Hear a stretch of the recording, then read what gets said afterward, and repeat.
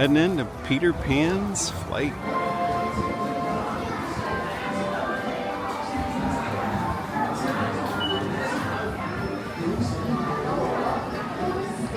Neverland. Little pirate.